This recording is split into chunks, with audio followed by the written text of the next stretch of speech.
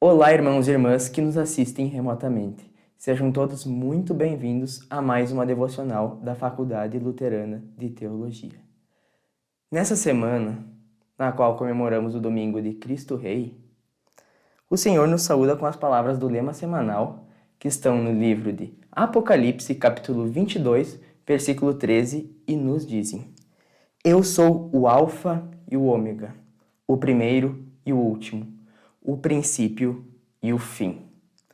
Essas palavras, trazidas a nós no último capítulo da Bíblia, nos lembram quem Jesus Cristo é. Nós não adoramos um Deus qualquer, mas sim o Senhor dos Senhores, o Rei de um reino com R maiúsculo. Não importa o que aconteça ao nosso redor, não importa se parece haver outros poderes os quais regem esse mundo. Deus é o dono da história, pois estava lá no começo, está conosco nos dias de hoje e também estará no fim dos tempos.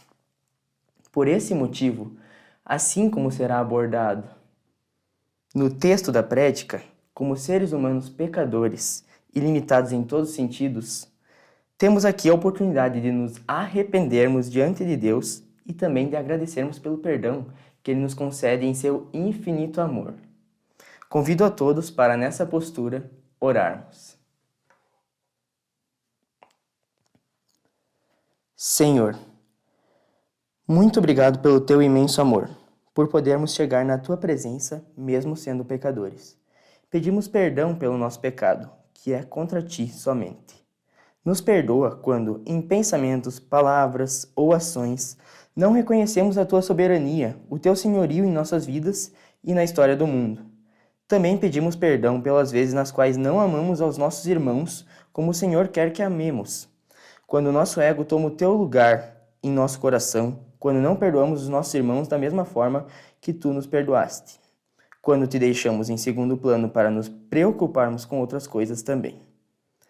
Ainda pedimos que Tu transformes a nossa vida, nos moldando à Tua vontade. Além disso, Senhor, queremos agradecer pela Tua presença aqui conosco nesse lugar e pelo Teu imenso perdão que temos a oportunidade de receber quando nos arrependemos de fato e de verdade. Muito obrigado por mais um dia de vida, por cada pequena bênção que o Senhor nos traz a cada manhã, pelo viver de cada um de nós, por podermos celebrar esse culto em liberdade e por tudo que Tu fazes e nós muitas vezes não percebemos e agradecemos. Pedimos, por último, que o Senhor nos transforme no poder do Teu Santo Espírito por meio da palavra que ainda nos será trazida no dia de hoje. Usa o Teu servo para falar o que nós todos precisamos ouvir de Ti. Por favor, Senhor. Em nome de Jesus. Amém.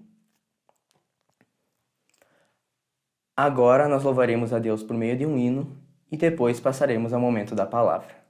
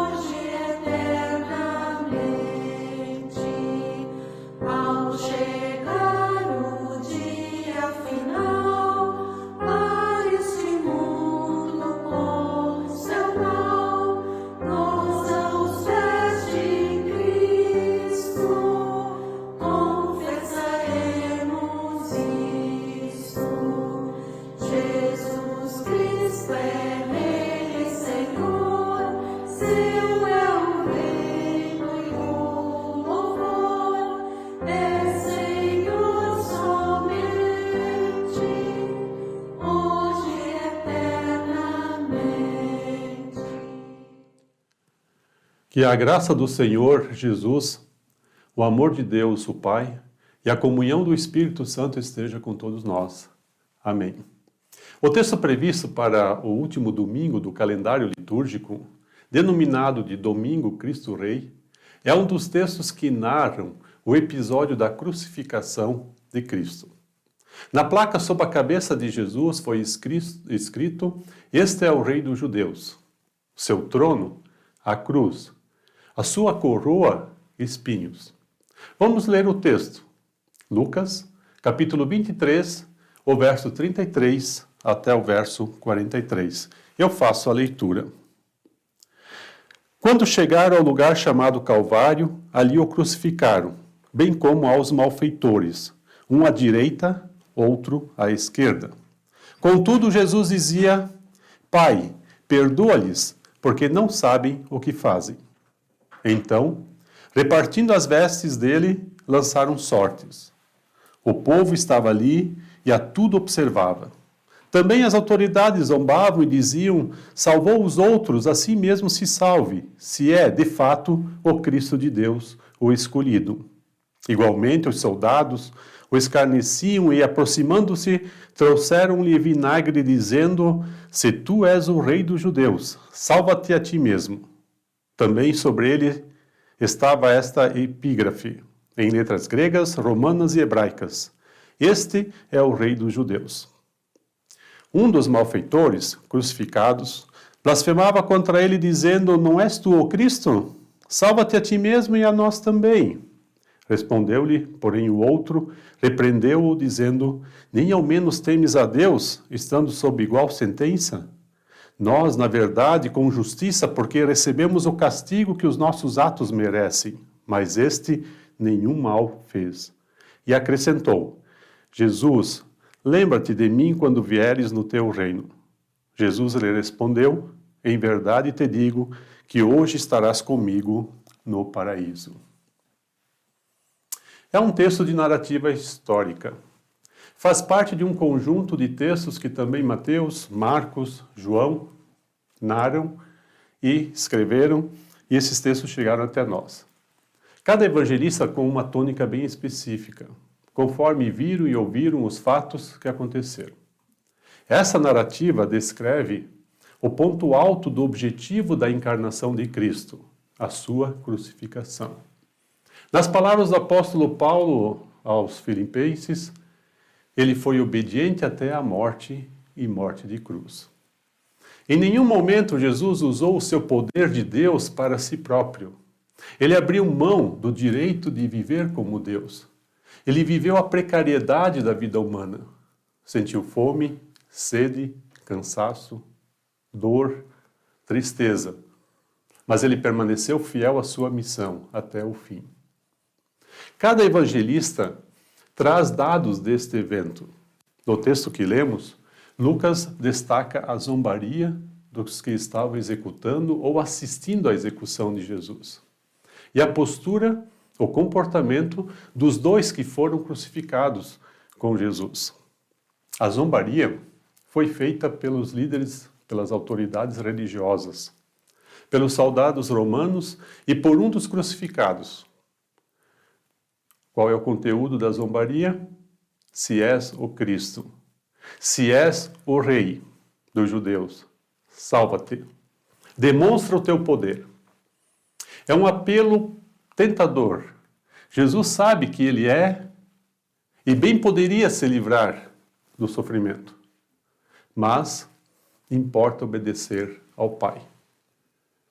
A afirmativa do título posto na placa sobre Jesus, este é o rei dos judeus, pode ser a origem do deboche dos soldados. O deboche dos líderes religiosos do judaísmo vem do embate que acompanhou todo o ministério de Jesus.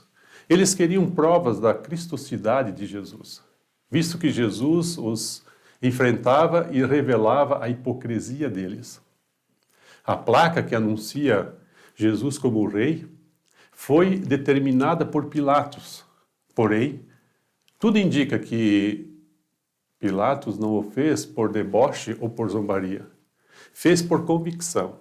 Quando os líderes judaicos pediram para ele mudar a placa, que na versão do apóstolo João estava escrito Jesus Nazareno, o rei dos judeus, pediram para que mudasse, eu disse, sou o rei dos judeus.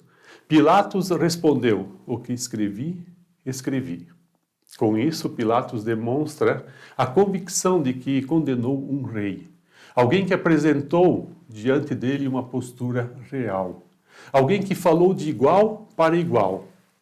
nenhuma autoridade terias se do céu não te fosse dada. Conteúdo do deboche: se és. Coloca em dúvida, pede prova. Semelhante à tentação no início do ministério de Jesus. Depois de um longo jejum, fraco e com fome, o tentador inicia a conversa com se és. Se és filho de Deus, ordena que essas pedras se transformem em pães. Ou seja, prove. Porque filho de Deus não passa fome. Cristo não morre. Um rei não morre na cruz. Jesus inicia o seu ministério com essa provocação, se és.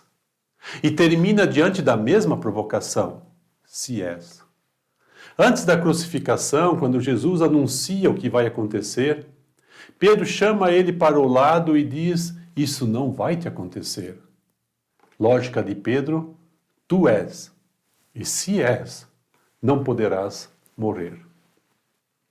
O contraponto do deboche foi a coragem do outro crucificado. Não sabemos o nome dele, porém, sua voz faz eco para dentro dos séculos, chegando até nós, diante da nossa realidade pessoal. Lembra-te de mim. Ele enfrenta o seu comparsa apontando para o fato de que Jesus não merecia o que estavam fazendo com ele. E que eles, enquanto malfeitores, sim, mereciam o castigo. E aí verbaliza a sua fé que vai contra todas as evidências. Jesus está sendo morto e este homem que está morrendo ao seu lado implora: lembra-te de mim quando vieres no teu reino. A fé clama, a fé confia, mesmo quando as evidências apontam o contrário.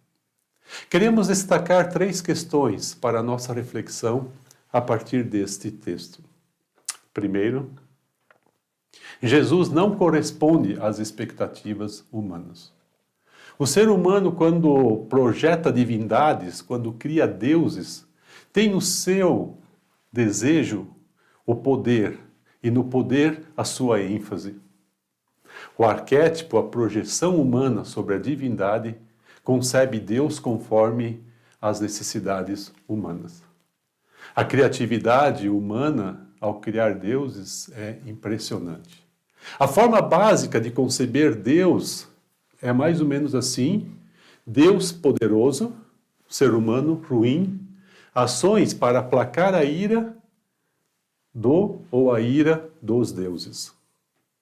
Na concepção judaica, por exemplo, o conceito de Messias, traduzido para o grego Cristo, é um conceito do poder. O Messias viria para restabelecer o reino de Israel, o reino davídico. Viria com poder e glória. Na mente das autoridades religiosas estava um princípio: Messias, Cristo, não morre. Nesse sentido, podemos entender por que eles entregaram Jesus e pediram pela crucificação. Seria o teste final. Caso ele saísse da cruz ou antes impedisse que lhe pusessem as mãos e lhe causasse qualquer sofrimento, se ele assim o fizesse, então ele seria, de fato, o Cristo. Talvez seja esse o principal motivo da frustração dos discípulos de Jesus. Eles tinham a expectativa do poder e quando viram Jesus ser preso, chicoteado e crucificado, fugiram, negaram que o conheciam. Os líderes religiosos, os discípulos, o povo em geral, viram sinais, curas, exorcismos, multiplicação de pães e peixes, ressurreições, todos sinais presentes também no Antigo Testamento. Profetas de Deus são homens que, através do Espírito Santo, proclamam a vontade de Deus e, quando necessário, mediam ações extraordinárias de Deus. Então, os sinais de Jesus apontam para a possibilidade de ele ser um profeta. Porém, a prova de ser o Cristo seria a impossibilidade de ele ser morto. Jesus fez tanto, trouxe tantos ensinamentos, apontou o dedo para a ferida da hipocrisia e da falta de amor, cutucou os líderes com vara curta. esses líderes religiosos, ficaram muito irritados e passaram a ter uma gana de ódio contra Jesus. Agora, eles conseguiram o objetivo de eliminar Jesus. O fato de poder debochar, de zombar, era como que um bálsamo para eles. Jesus, ele fere as expectativas humanas. Também feriu as expectativas dos seus discípulos.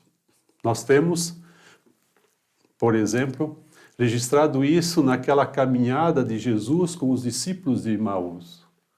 Depois da morte de Jesus, depois da ressurreição, Jesus se coloca a caminho com os dois. Enquanto que eles caminham, eles vão discorrendo o que aconteceu com Jesus e disseram e afirmaram, e nós reputávamos que fosse ele quem iria redimir Israel.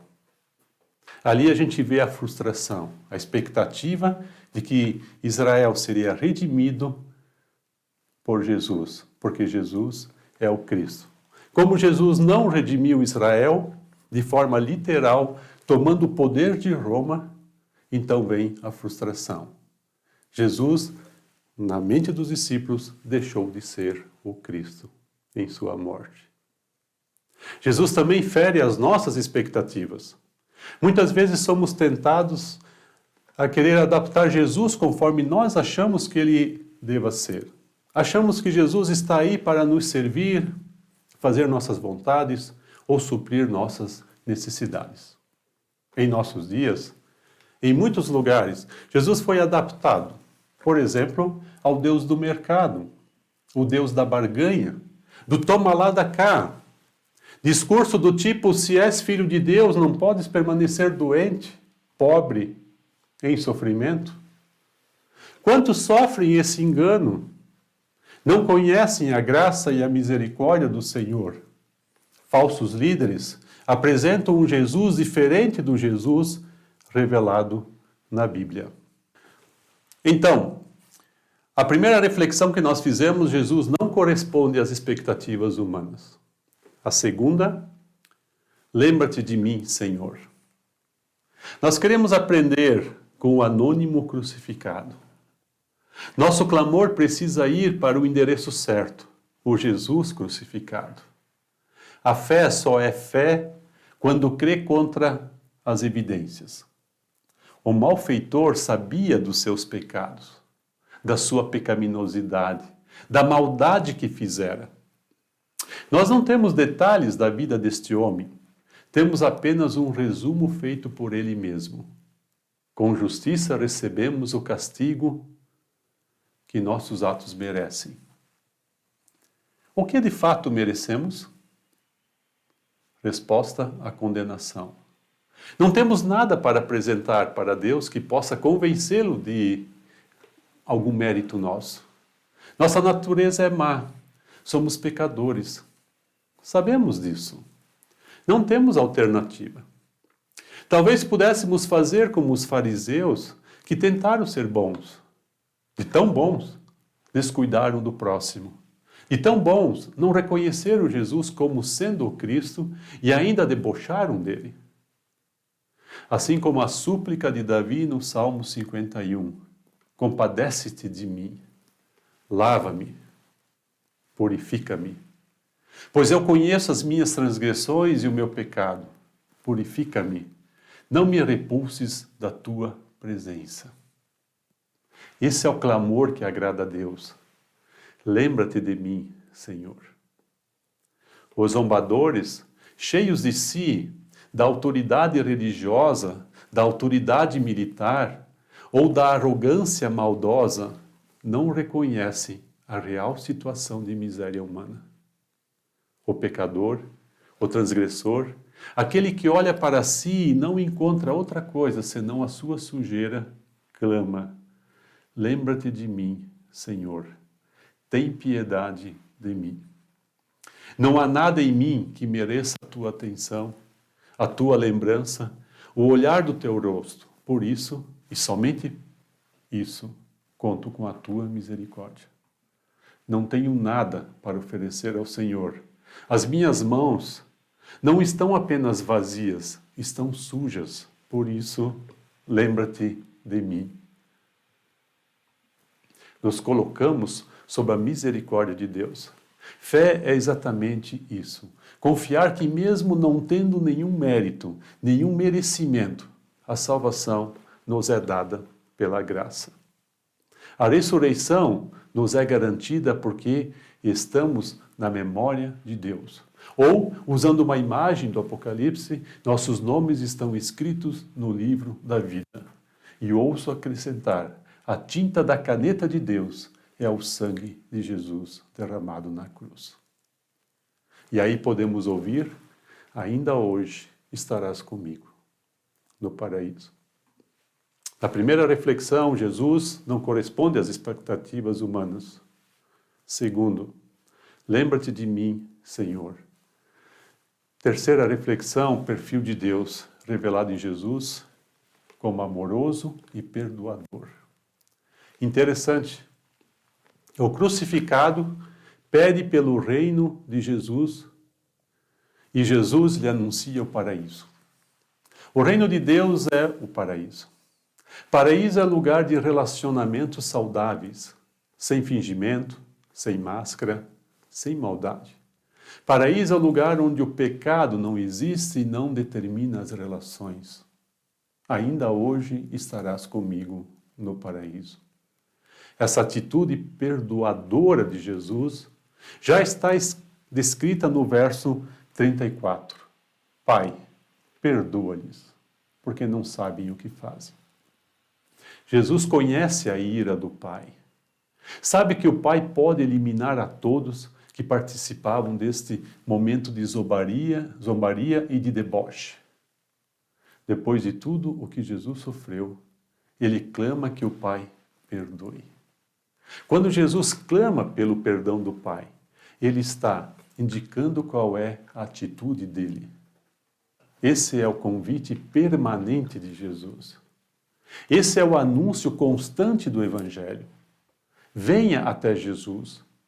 Ele aceita você do jeito que você está. O ladrão da cruz não pôde descer da cruz, dar uma ajeitada na vida para depois chegar até Jesus. Muitas vezes somos levados a pensar que é preciso primeiro dar uma melhorada para depois viver a vida que Deus propõe. É como se houvesse algum mérito em nós. Perdão é perdão, exatamente porque não é merecido. Se alguém merece o perdão, então não é perdão em si um direito. Nós não merecemos o perdão. Só podemos ir na presença de Deus com o nosso pecado e a partir daí ser agraciado pela misericórdia de Deus. O preço do perdão está exatamente neste momento histórico da crucificação. O perdão não é um faz de conta que não aconteceu, faz de conta que não foi nada. Não é um passar a mão na cabeça. O perdão custou caro para Deus. Custou a morte cruel de Jesus. Nós sabemos disso, mas facilmente esquecemos. Sigamos o conselho deste crucificado que diz para o seu comparsa: tema a Deus. Como escreve Paulo aos Gálatas, não se deixe enganar, de Deus não se zomba, pois o que o homem semear, isso também colherá. O contrário do temor não é apenas a descrença, é mais. É uma atitude de deboche, de desprezo, de ridicularização. Quem faz isso coloca-se acima de Deus e terá as suas consequências. Mas o maravilhoso é que não precisamos ficar com essa atitude de zombaria. Podemos olhar para o Senhor e clamar: lembra-te de mim quando vieres no teu reino. Então, o primeiro aspecto que nós vimos, o Senhor a quem devemos clamar é o Senhor revelado, é o Senhor que se apresenta como é, e não como nossas imaginações humanas fazem projeções sobre ele.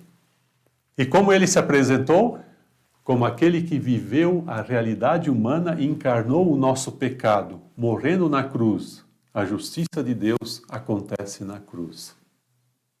E aí vimos, como uma segunda reflexão, lembra-te de mim, Senhor. Essa é a única possibilidade de chegarmos na presença dEle, reconhecendo o nosso pecado e implorando pela sua misericórdia. E aí, na terceira reflexão, isso só é possível porque esse é o perfil de Deus revelado em Jesus, amoroso e perdoador. Que essa graça que na crucificação de Jesus atinge o seu ápice, a sua concretude, possa nos encantar, possa nos converter, possa nos aproximar do Senhor com temor e tremor, com todo o respeito, e assim redundar em louvor e glória, fruto de um coração agradecido. Que o Senhor nos abençoe, que Ele nos guarde, que tenhamos essa alegria de servi-lo, recebendo o perdão dos nossos pecados, vivendo dessa alegria na presença dEle e anunciando esse Evangelho que pode salvar a muitos. Amém. Em Lucas 28:11, Jesus nos diz o seguinte: Felizes são aqueles que ouvem a palavra de Deus e lhe obedecem. Que essa palavra nos dada no dia de hoje seja abençoada por Deus em nossos corações e nos transforme, gerando os frutos que vêm do agir do Espírito Santo nas nossas vidas. Que nesse mesmo Espírito possamos com grande alegria receber a bênção do Senhor. Que o Senhor te abençoe e te guarde. Que o Senhor faça resplandecer o seu rosto sobre ti e tenha misericórdia de ti. Que o Senhor sobre ti levante o seu rosto e te dê a paz. Que todos possamos ir e servir com alegria ao Senhor.